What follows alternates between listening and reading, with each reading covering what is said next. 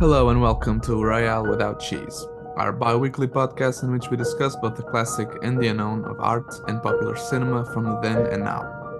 We are your hosts, me, Miguel Aido, Leonardo Miranda, Hello. hello, and Tomás Ferreira.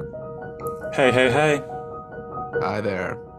Bonjour. As part of our award season segment, we'll be looking at the likely contenders for the 2024 Oscars. Today, we talk about Anatomy of a Fall. But before any ado, don't forget to subscribe, leave a comment, or simply give us a like. Anatomy of a Fall is a 2023 French drama thriller directed by Justine Triet and co-written with Arthur Harari. The film stars Sandra Hüller as a writer trying to prove her innocence in her husband's death. Premiering at Cannes Film Festival, where it won the Palme d'Or, it received wide critical acclaim, winning 2 Golden Globes and being nominated for 7 awards at the BAFTA and 5 at the Academy Awards. Though bloody, this was indeed a mighty fall into praise and glory. But was it all true and well deserved? Well, Royale Without Cheese comes to give its final verdict. Fellas, what do we say to this film? It's a solid film. I liked it. Enjoyed it. Thought it had some interesting ideas. Yeah. This is the difference. I liked it. I didn't really like it. So that's where I'm at. Just putting what I am. 3.5 stars or 4 stars? Come on. Yeah. No. It's a 4-star. It's a 4-star. It's solid. Then you really liked it. Then you really liked it. You know why? Because I think it takes an matter. interesting... It doesn't matter, What am I saying? Just I'm not a stars. critic. Just stars. I think the reason why I find it's a very solid film, it's interesting because it introduces another perspective over these court procedural films, or let's say these thriller dramas, where it's not much about the ambiguity of the guilt/innocence of the victim. Of the accused, in this case, the mother. Normally in these drama thrillers where a family is threatened by an accusation, somebody in the family is the accused, and that this process of the trial is going to hurt them because the truth is going to be unearthed. Normally it's about the son, the father, the husband, starting to become suspicious, and that happens in the film fairly. Yes, it's indeed a big piece of it, but the central dramatic core in those films is about that relationship deteriorating and there being a doubt at the end. Is she guilty? Is she innocent? Even if she doesn't go to jail, the question of, is she guilty? Is she innocent? What is it? Am I safe at home? That's that kind of this kind of questions really turn around, the accused. But here it's not about whether the mother is innocent or not, because frankly, I am from the very beginning very sure by the calmness of the character, by how collected she is, by how the things are pieced together that she is innocent. This is one rare film where I don't feel a morality ambiguity in her innocence. At times I do, there's space for that, but I don't feel like that's the main core. For me, where the film is interesting is that it points the angle of observation towards something else, which is how unbiased can the system be? And it's a little bit similar to what happens in a series called The Night Of, which me and Mike have seen. I liked it very much. Mike was the one who recommended it to me. And by the way, Steve Zillian is making a new series called not The Talented Mr. Ripley, but based on that. So I'm very looking forward to see that one. But anyway, in this film, Anatomy of a Fall, is much to do with how unbiased are these proceedings of the court proceedings, the police proceedings around finding the truth, unearthing it. Who is the culprit? Was it a murder? Was it a suicide? Beneficial. And this is where the contrast comes that is interesting, because on the one hand, as we witness this happening, this court procedural, and when it becomes really interesting when the court comes in, it takes more than a year, and that is really emotional. I found myself feeling very, I feel like fingers were being poked inside me. I felt really bad for this mother and son privacy being torn apart, because this film is really about those few in a family where a culprit is not to be seen. No one is the culprit, but unfortunately these proceedings must take place to find who he is. And so what you have is people who are traumatized by a very unfortunate thing being questioned, like some kind of Orwellian, Kafkaesque inquiry, where what's the point? Lynchian. Where is this gonna end? and you feel really bad for it. And I think my brain is going like really up because I'm really afraid of bureaucracy. That's why I feel so emotional. Whenever, I read the trial, not entirely when I was younger, and I couldn't because I was getting anxiety from reading it. You've told me. It gets really fucked up. I cannot read that stuff because I feel really nervous. And so seeing this film, where I got an emotional response and where I give it the 4 stars is because of that. Because there is this lovely ambiguity. And this, I think, is where the film gets its uniqueness between, yes, on the one hand, has a citizen who is born in civilized society, of courts, these proceedings must take place, that forensics must take place, that these proceedings must take place, that there is a doubt regarding how inconclusive was the cause of death in this man. So now we need to track down, was there a murder, was it a suicide? But then again, it feels like the lives of these people, the private lives, are being shattered. And, how beneficial is really the process, really, with the exceptions, when there is no culprit. And I find that very fascinating in the film. And that is really where the filmmaking is bold and is provocative. It tries to provoke its audience with these questions. There are lovely moments in the court scene where you have Daniel, the son, being interrogated by the 2 lawyers, and you really feel these questions that are central to the film. You have this panning camera that goes from the defense lawyer to the accusation lawyer, and he's the focus of the situation. We never see the lawyers, they're off frame. But this idea of play with what is off frame, their voices, and him in the middle, visually, you are feeling it. He's the victim of all these words, all this inquiry, how stressful it is.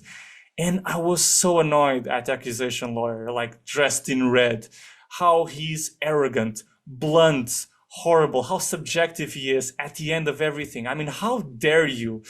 Because in the end, you really see how these people, the judge included, in being so subjective and trying to put an opinion, that is so degrading to the people that are being interrogated. That at the end of the day, these people, it's amazing how, in movies, you often do trust, if there's a murder happening, you do trust the protagonist or the supporting characters who are the FBI, who are the police, who are the court, because they are the agents of good, in this society. They are going to find the truth. But here she's much more the director. Justine is much more inquiring. This idea that there are people as well, and you can see through them and see that, this guy, this accusation lawyer, is thinking about being a good lawyer. This judge is thinking about being a good judge. When is my next promotion? So much so that he even says during the trial, that's why they pay me to do this job. So he hears that comment. So you see through the seams of this whole, paraphernalia, this system, these proceedings, these functions, and you cease to trust it, and the cruelty of it, how to go to try and find the truth. There's this whole Yeah, you things get a are too sense of much, you get a sense of or rather that the only side that wins is the side that has the better lawyers and the better people next to Exactly. them. There's this sense of not entirely being about the truth, but about being able to undermine the other part, and how to do it better. And it is kind of scary to think about it that way, especially when you consider this specific case and the fact that potentially this person is innocent, and could go to jail for it. So yeah, I do agree. It's a little unnerving to see someone so blunt, and arrogant as well, in something that is so potentially consequential for the for the protagonist. Yeah, I think it's very impressive how, and I watched another film of hers that also deals with a similar question. It's called Victoria. It's about like she clearly has a deep interest in like in the apparatus of the of the trial and of the tribunal, which I think is very interesting because she takes that approach that you're talking about of questioning the place, questioning the people around it. And I think that's what I was so fascinated by. Is I think the film really makes it clear how, or makes you think about the fact that like once the what matters more here is that like one side is paid to accuse, so all they do is accuse and focus on what can they do to make the accusation stick, and the other side has to defend it. They have to do all they can do to make the defense stick. The truth doesn't really matter, and like even the defense lawyer says, like, it doesn't really matter. Like, I don't Yeah. believe you, but I have to defend you in a way. Like he states that almost, which is, it makes things complicated, because I do believe that she didn't do it. It does seem pretty. I trust the protagonist. It doesn't seem like she would do that, but at the same time, it's like she could have done it. I don't know. Like we don't have the The possibility full to really details. know it. Like, that's the thing about the case, the specifics of the case, is that it's kind of very difficult to tell. You kind of have to, either you believe it or not. I mean, Make your there's own some. decision. Yeah, Yeah, I exactly. read Like that they tell that you. Justine asked Sandra Huller to play her as innocent, even though she didn't actually tell her whether she was innocent or not. But at the very least, you do get that sense of she's portraying an innocent person.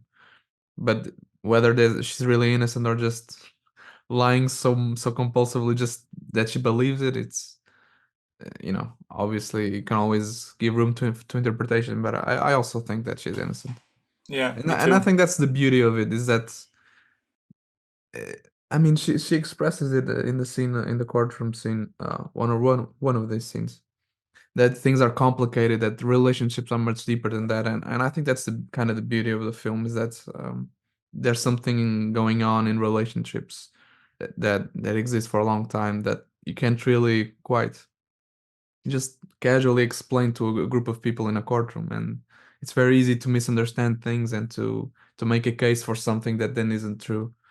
um yeah, and I think that sort of mystery of relationships is dealt with very, very interestingly, I think. And it kind of makes you wonder that really it's always about the quality of the lawyers, because the truth is so elusive. I mean, what exactly is going on in relationships? So how are they dealing with each other? How much do they love each other? I mean, it's so unknowable. And it's a sad film as well, because I mean, the fact that it leans more and more towards the fact that he killed himself is kind of. That revelations, well, I don't know, I call a revelation film the scene. Well, it's a revelation scene where he And has that just talk with the father in the car. It's very emotional, particularly because there's no voice of the father. It's played as a memory, and the voice of the kid, I think, is in the mouth of the father. So that makes it particularly emotional. That little choice was very interesting.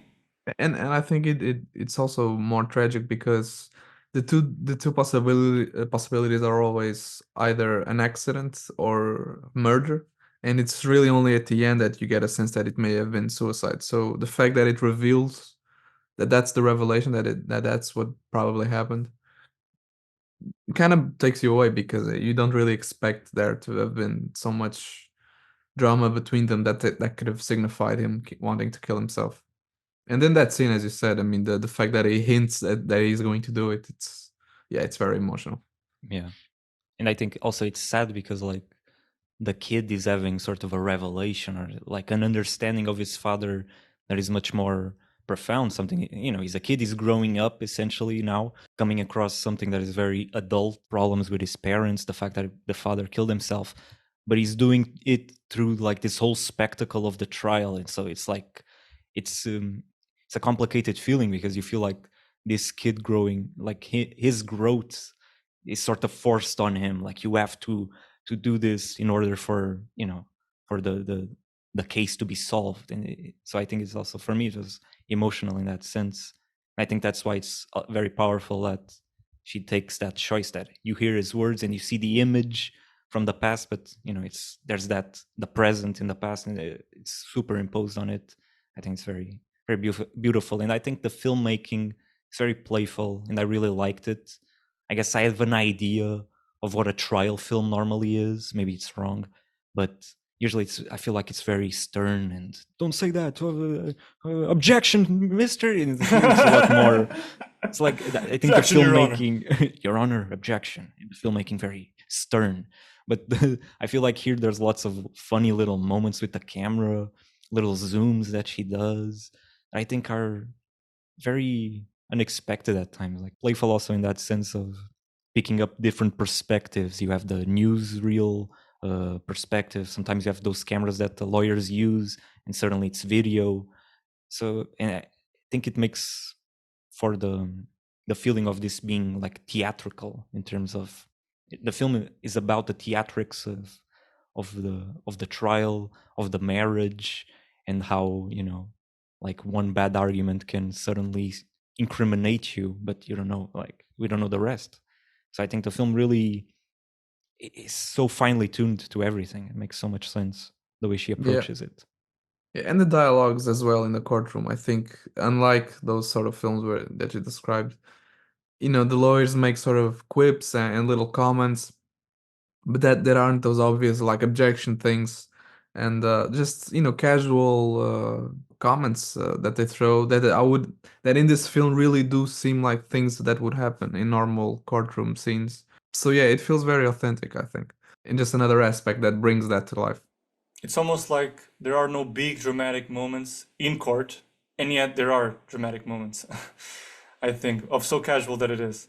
You know, in these films, you normally have like objection, Your Honor, and a sweeping camera.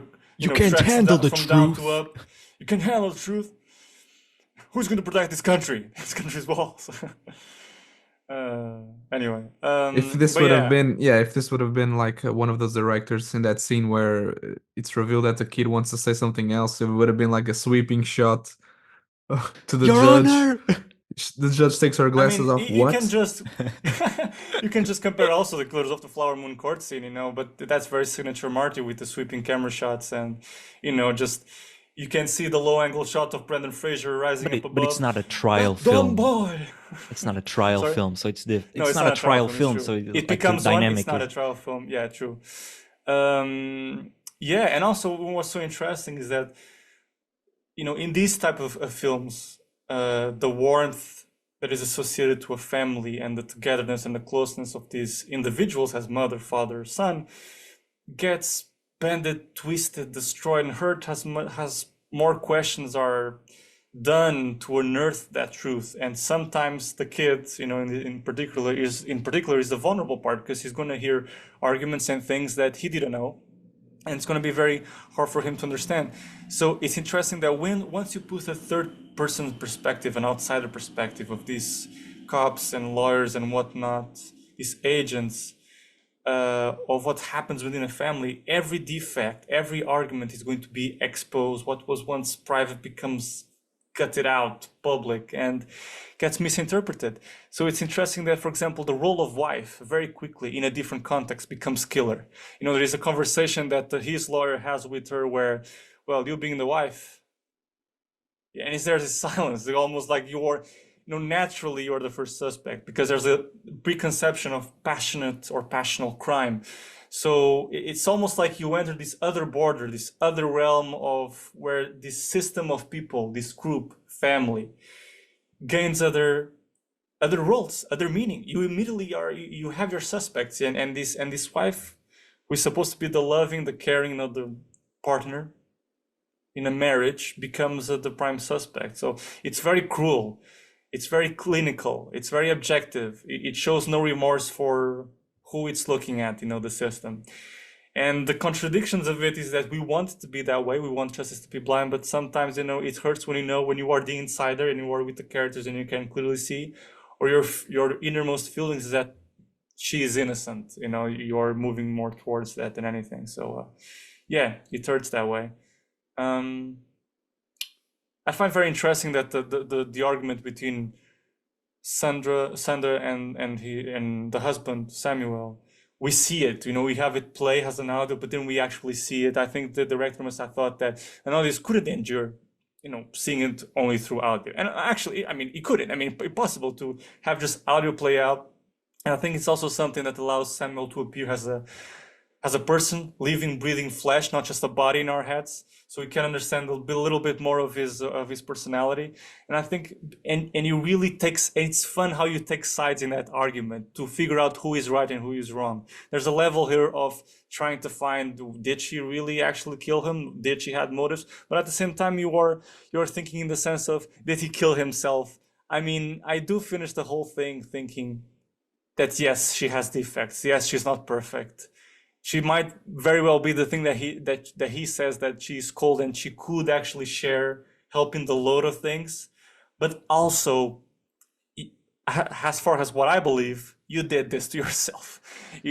I think he is very much what the lawyer says. He is frustrated, he's envious because she takes the upper hand as a writer, and he doesn't. But the thing is, oftentimes, at least as far as what the character says, and I believe her, is that he had the initial idea for the novel, but he allowed her to take it up and do something with it.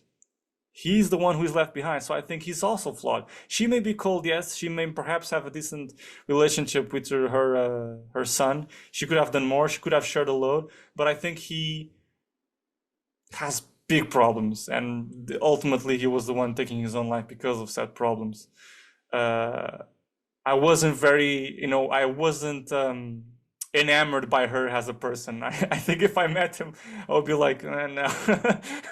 I disliked him a little bit, And I don't know how For you me, it felt was about him just as a character. no. For me, it was just I felt sorry for him. You Honestly, felt sorry. Yeah. yeah, because it just from that argument scene, I think it's very well I acted. definitely felt sorry for him, but at the same time, I disliked him, and that just, I thought, why are you saying these things to her, just making her feel these things so pathetic. I mean, I don't know. I was very annoyed. Because you get a sense that he's a very sad man, Insecure. and so yes, insecure as well. And so when he does this accusation, it kind of seems like despair, like he has nothing else to do, so he just comes at her. And for me, that was sad because something that they say that argument was kind of like a despaired person sort of not being able to go any further, and it was very well acted on both parts. And I think the fact that they showed the scene also made for a bigger impact when they switched again to the audio, because you get a sense that that was what they were hearing. So what that must have been like for them in the courtroom, just listening to all that. And there's also the added, dialogue between what the actual people who experience the event know in their heads, and we have access to that. And then you go back to the audio in the courtroom, and you have that dissonance between what the people who never saw these people actually being in the room in this moment are experiencing. It's totally different languages of the same event. So I think that's very interesting. And then, of course, ultimately, it works better for when you have that. It develops that final moment, that final blow, when the son actually realizes the possibility of him having killed himself, and we see that other memory of the father in the car, which is very sad. Of course, him talking about himself through the dog. I think it adds to that idea of the desperate man. Yeah. This French film made me want to go check out that 50 Cent music that they play in the beginning. Very good. That was good. surprising. I was very surprised when I heard it. I was like, Yeah, the 50 the Cent rap song? expert here. Yeah. No, not at all. But I mean, it's a popular song, and I hadn't heard it in You years. hadn't heard it. I hadn't heard it in years, and then it was only instrumental. I was expecting him to start singing. I was complete layman listening to it. When he came out, I was like, I don't know what this song is, but it's very annoying. But it was like it fits. It fits. and like strangely fits. Yeah, it adds to the playful nature of the film. Yeah. I think really and nice. and the way to use the music as well. It's annoyingly playful, with that semi Hawaiian feel to it, kind of you're on a holiday. And then, of course, when he finds the body, there's this beautiful, one type of instrument of narrative that is often used, which is the dissonance between what is actually happening and the nature of the music. It's a very happy music, and then you have the son finding out the body, and this music going in the back. It's awful. It's horrifying. It intensifies the horrible feeling of the moment, I think. The dog performance. The dog performance. Horrifying. How? I couldn't watch that scene. When he was throwing up. Yeah. I mean, when he was like with the tongue out as well. Oh sorry, my God. I could not watch that scene. I jumped over. I could not watch that scene. I was like, please don't do this to me. It's worse for me watching animals getting hurt than people getting hurt. I said to myself, like, I'm gonna turn this movie off if he dies.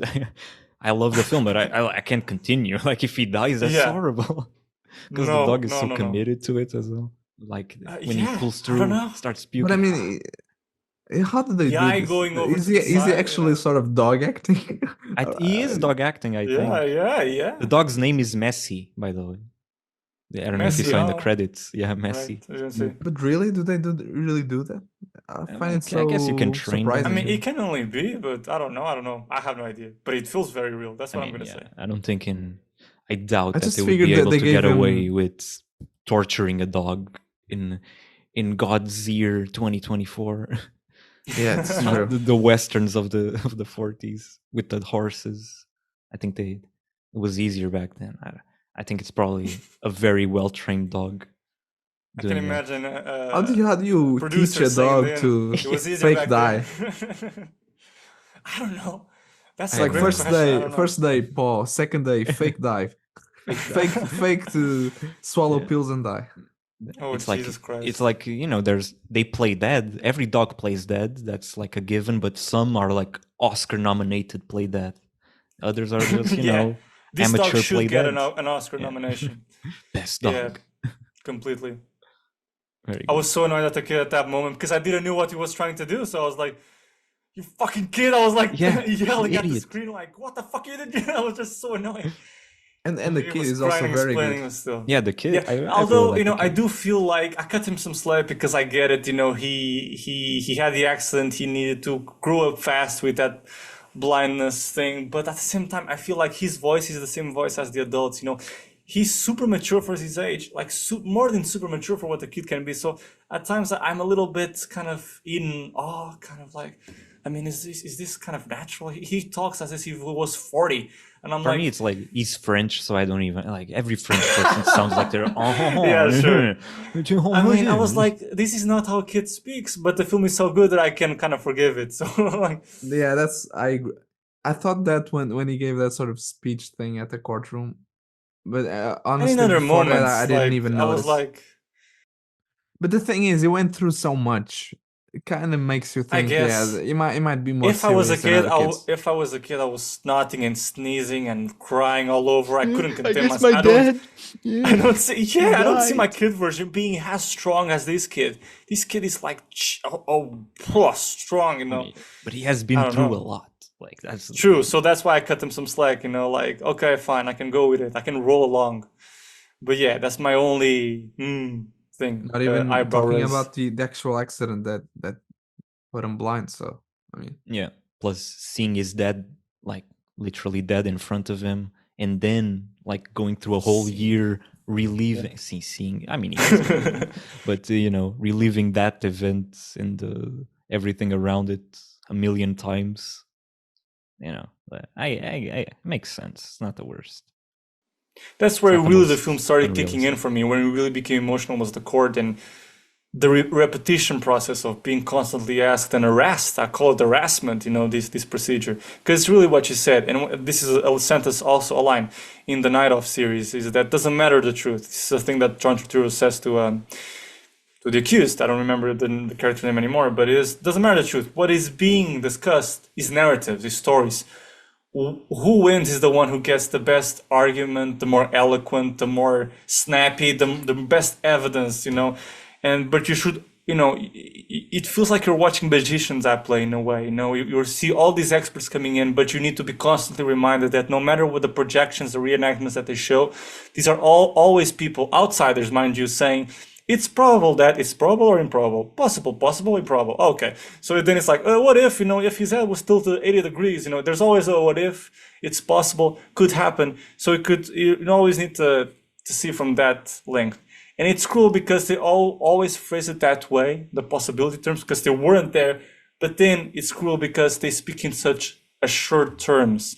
The psychologist, the other expert, to their faces.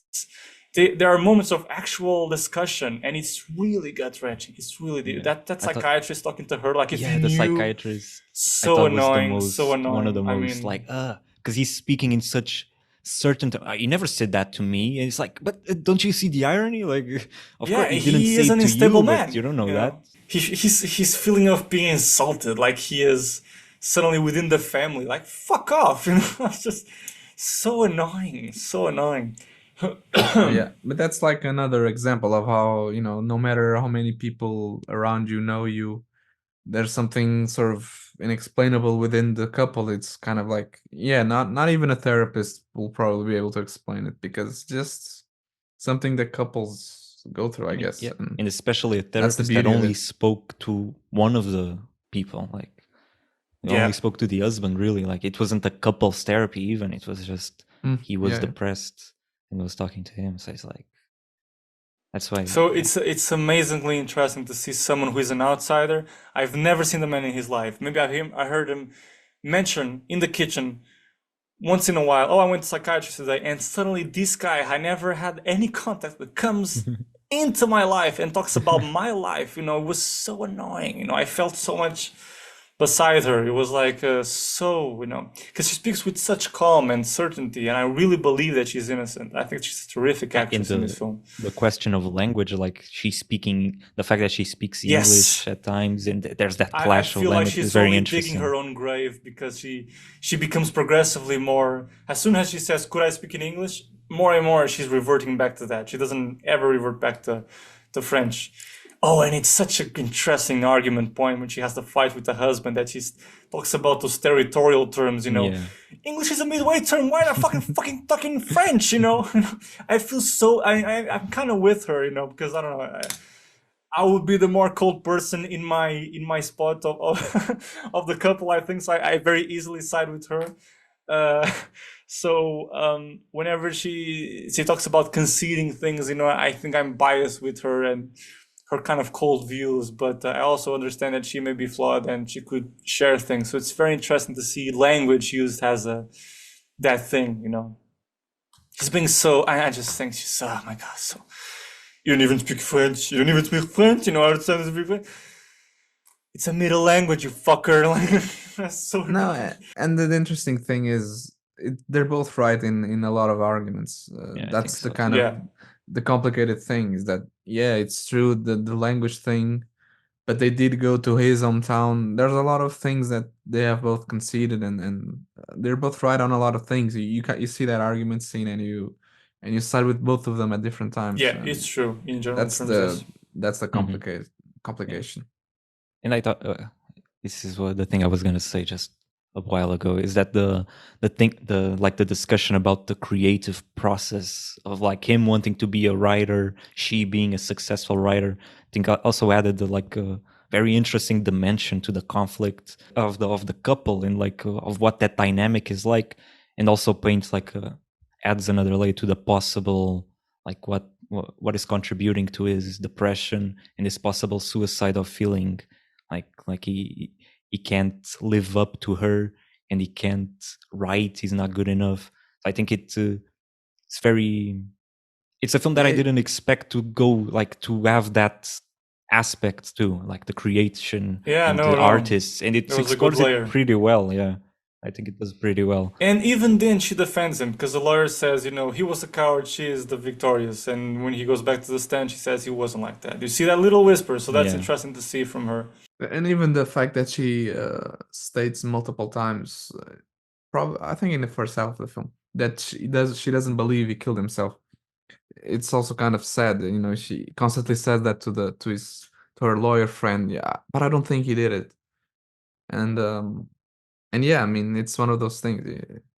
You go through all of those problems, and you still believe that the person wouldn't do this sort of thing. And I think it speaks more to her innocence once again than the opposite. And then there's also another layer in this web of relationships where the lawyer can clearly see there is a past relationship there. You're always afraid that this is going to somehow turn up into an affair. Let's say the man has died, her husband, but that there's something going to sprout from there. And there's a lot of suggestion, a lot of provocation, especially coming from him. At a certain point, when you are drunk, you fear that that is going to develop, and you wonder, is this a good decision for the film to go? And in fact, or in an original draft of the script, they were going to have a sex scene, them two, the lawyer and her. But I don't know if that would be a good route. I don't know if it would be, if it would not be. But I think, I don't know, I just like that she stayed that way. I mean, she was already a complicated character. She was cold in that argument. You see her good side, her bad side, you know, that she's not perfect. Should we add to that, you know, the affair with the lawyer? I don't know. What you guys think about it? Should that have taken place? I think it's interesting that it almost happens, but it never happens. No, yeah, I completely think it shouldn't have been included. Because somehow I'm glad I think it didn't. we would have sided against the character. I think that if she had done that somehow, I I feel mean, like it I mean, wouldn't the feel film quite the really same. nails, I think, her characterization. So I really don't think it would have been necessary. I mean, she's complicated as she is. She's clearly flawed, clearly someone you can root for and also be against. And I think it would just add a layer of mystery and intrigue that the film didn't need. And then it's like, is that going to be important in the courtroom? Is that going to make us think that she actually did it to be with him? It just would add layers of unnecessary layers Yeah, on the yeah, yeah, plot. I think exactly. so too. It would feel like forced trying to create ambiguity in the character, but in a very obvious first way. I think is unnecessary because there's so much tension between them already, like in the way they interact, that I think it's good to maintain a certain distance between them that isn't resolved with a sex scene. Like then it's like you're giving away all the cards. The tension is the point. It's what makes it more interesting, especially then towards the end when they're drinking and like she leans onto him. I think the way it is good, especially because I don't know, like I don't feel like a sexual exploration of the character in the present is that relevant. Like what's more important is the past, like Yeah. in the trial. It's her bisexuality, her having these affairs with one affair supposedly with one woman. I think if you add the lawyer, then it's like okay, it's too much. Like let's focus on the tension between them and on discussing the past. I think it was a good decision to not include it. But I like them together. The lawyer is like a very beautiful French man, like a very classic I put classic that in the French guy. comments. This Yeah. was an IndieWire post where I discovered this little detail about one of the drafts of the script, and one of the people that commented said she should have fucked him. He is beautiful. I would have fucked him in a heartbeat. That's what they said. Yeah, I mean, he had those very strange eyes, you know, he had a It's right. mysterious face to him. The Yeah, the hair, French. always perfect, always wavy. The smoking. It's The smoking classic cigarette, guy. yeah, and it's interesting, you know, in regards to her being bisexual and all and whatnot. It's interesting that the film is going to unveil itself as time goes by regarding its exposition. What things do we know? What things do we take for granted about this family, and what we don't know? One of the things is her bisexuality, and one of the scenes that we see early on in the opening scene of the film. I think there's some irony when the opening shot is that ball falling off from the stairs. It immediately goes to the word shoot, you know, falling. Anatomy of a fall, you have the ball going down the stairs and the dog catches it, looks at the camera. You see the very key to solving this whole mystery is a dog. So I find there's some foreshadowing irony play there.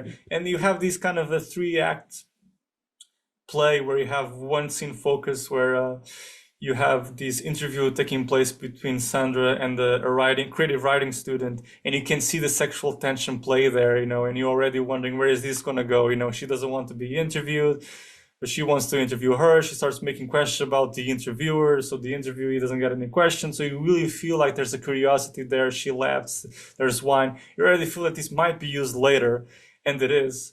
And then this is intercut. The fact that we are watching a film that runs in between the lines of drama and political thriller, and it's intercut this scene of an interview which already has sexual tension in it, or the suggestion of it, it's intercut with a blind boy you know, giving a bath to his dog, and he's pulling him yet by the collar. There's an exertion of force there. You feel like what is going to happen, what is going to happen. You know, you already have as an audience member the idea of when is the killing going to happen. So every little bit that you see, just the mechanism of the film language here is already creating a certain kind of tension to where is the victim, where is the murder, where is the act of killing or violence. And you see these just at the level of the editing and the mechanics of it, you really feel a tension of violence and not good going on, with the dog being brought to the water, and you feel, oh, what's going to happen to that dog? You know, inside of yourself, you are thinking what's going to happen, and then suddenly that third element of the music, you feel like the tension is being broke off. Yeah. I think the music, despite being sort of fun, I think it really is kind of scary in that moment because it's Oh yeah, Like kind definitely. of the so problem loud. is that Yeah. it's so loud. Yeah, it's a ghost. Who is this guy that we don't see, that is off screen? And then when it all ends and she goes away, the interviewer, she goes upstairs and fades away. We then cut to the boy going out with the dog, and suddenly the father, who we never see up until then, is there on the ground and the music's still playing. I think it's a lovely, like, circular movement of the narrative back to the one person we don't see, but only through the music. And Sandra Hüller is nominated as well. Oh yeah, yeah, yeah. Well, I don't know if she's Well gonna deserved, win, but yeah, well deserved. but deserves, yes. And she also stars in The Zone of Interest. Yeah, True, true. Which I'm very She's eager on to watch. fire. Good On year fire. for Sandra. I mean, yeah, she probably won't win, but honestly, I think she deserved it. Yes, very good performance. I mean, for me, yeah. Now that I think of it, probably between her and Lily Gladstone would be fair either way. I wouldn't be shocked. But yeah, And it's not like giving to a German actress wouldn't be also kind of perhaps a first. I don't know. yeah, It's not it's an that. unexpected film. Not unexpected, but sort of weird that a film like a French production like this has, like, from Justine Triet, like, she's not properly like a well-established filmmaker, that it got so much, best Well, she picture did and the get actress, so some it's really buzz cool. with Titan. I think she's the same director, right? No, it's not. No, it's not? Oh, I thought it it's- was. No, Who it's is? Julia Ducournau. Okay, it's the J. Yeah, no, Julie, just Juliet. like, yeah, Yeah. Justine. She's more, the other film I saw. It's like it's also a trial film, but it's like a sex comedy more. That one would be even weirder if it was nominated. This one, I mean, it's unexpected. It's like welcoming, like it's a welcome unexpected thing. Yeah, It was the Cannes buzz, perhaps, yeah, almost and certainly. maybe the fact that the Academy wants another, woman director in the No, but I amongst the think it's- nominees. You I think always it's gotta do great, I that, mean. Tomas. I'm You always have the to say conspiracy that. theorist, and I'm also Why? always thinking, These where are women, they trying to? She tick the deserves it, boxes? Tomas. She Not just that deserves no, it. not to say Simple. that she doesn't deserve. She's a great director. I really like the film. What I'm suspicious of is merely of the Academy's I intentions. mean, but like literally Not to every decision that they make, you have to be suspicious of. It's not just when they nominate a woman. When they nominate Killers of a Flower Moon, Oh, no, they just want to seem good because No, to no, the no. I'm indigenous suspicious. people. For example, I'm suspicious. For example, when Dark Hour gets a nomination. And I no, didn't that's find it what was I'm a particularly saying. good Like film. Dark that's what I'm Hour. saying. Like their Darkest Hour, intention, Darkest Hour. the Darkest Hour, or something like that. Yeah. The one about Churchill. Catherine Bigelow, no. Or for No. example, Ah, if you want that another one. example, The Green Book. I was suspicious then. Like it's not a very good film. Yeah, so yeah, why but that's what why are I'm you saying. doing That's this? what I'm saying. Like my point is more that all their decisions are like questionable and stupid most of the time. It's like it doesn't really matter. Just kind of take But it with they a grain have of been salt. making an effort. Let's Yeah, give them that's that. it. I mean, they've been looking at what Cannes is doing. They're bringing films from other places, so Haven't they done that before? Integrating films that won Cannes or that been at Cannes? I think so. I That's probably mean, no. makes sense. Oscars have been like historically American. Unless you're saying like the last 10 years, okay, yeah, it's been different. But if you go back more than that, it's not that common. Not It's also the like fact the that way it is now. there has been more representation in American cinema when you see Everything Everywhere All at Once, or when you see Past Lives. It's integrating Korean culture and whatnot. So it's not just the films that come from the outside, it's really films from within that are interested in portraying people from other backgrounds. But this year, I actually think I'm pretty sort of happy with all films. Honestly, I don't think there's a very sort of not non-deserving film this year. I think it's been generally good and Barbie. I mean, Makes okay. sense. I think it's. I think doesn't bother there's me. a political side The there, best but film of 2023? Doesn't yeah, bother I me. mean, it's like, questionable. But see, that's the difference here, right? I What do think you you guys, mean? you guys take the Oscars too seriously. Too seriously. Okay. Of course, they're Yeah, not you know nominating me. the best film of 2023. What? yeah, it's You're like insane. the, If Well, you the, think- the most that's the popular, perspective. most politically oriented. Obviously, There's always it's like it's a the bunch of Oscars. things. There's too much at play. Like it's a ceremony. It's like a lot of bullshit. So in terms of that, I think Barbie makes sense. It's like perfectly acceptable. It doesn't bother me. It's like, and it's a fun film. Like Poor Things is fun too. Like if I was gonna be totally critical of any, like I don't think Poor Things deserves a Best Picture nomination for me. But I'm glad it did. Like I'm happy for that. It's a good film. But is it one of the best of 2023? Probably not. But that's not what the Oscars Fair are enough. doing. That's not what Yeah. they're doing. How many times do I have to tell you? How many fucking times? Every fucking year. Listen, man. And that's all for today, gang. If you'd like to reach out and suggest a film for the next episode, you can find us on the podcast official Instagram and Facebook pages. Feel free to subscribe, share this episode, or simply give us a like. That's how our podcast can grow ever more groovy. And if you're on YouTube and want to see more videos like this, check out this next video right here. Thanks for listening and see you next time. Adios. Bye. Have a beautiful time.